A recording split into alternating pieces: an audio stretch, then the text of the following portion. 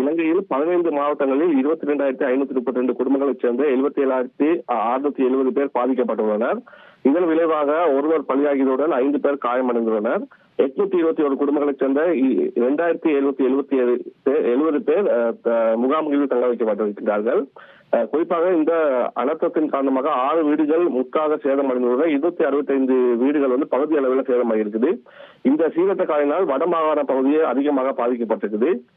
அந்த வகையில வடமாகாணத்துல 15,427 குடும்பங்களைச் சேர்ந்த 48,577 பேர் பாதிக்கப்பட்டிருக்காங்க.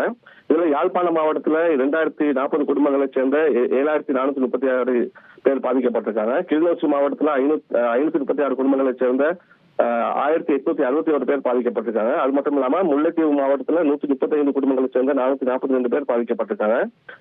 மன்னார் மாவட்டத்துல 12,629 குடும்பங்களைச் சேர்ந்த 43,910 பேர் பாதிக்கப்பட்டிருக்காங்க. வவுனியா மாவட்டத்துல 87 குடும்பங்களைச் சேர்ந்த 324 பேர் பாதிக்கப்பட்டிருக்காங்க.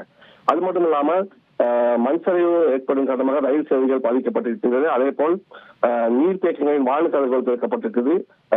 ரயில் சேவைகள் நிறுத்தப்பட்டிருக்கிறது தற்போது. அது மட்டும் இல்லாமல் பள்ளி மாணவர்களுக்கு விடுமுறை வழங்கப்பட்டிருக்கின்றது. அது மட்டும் இல்லாமல் ஏலவல் பரீட்சை தோற்றும் மாணவர்களுக்கு 3 நாட்களுக்கு விடுமுறை வழங்கப்பட்டுள்ளது. இந்த சூழல் தான் தற்போது காணப்படுகின்றது.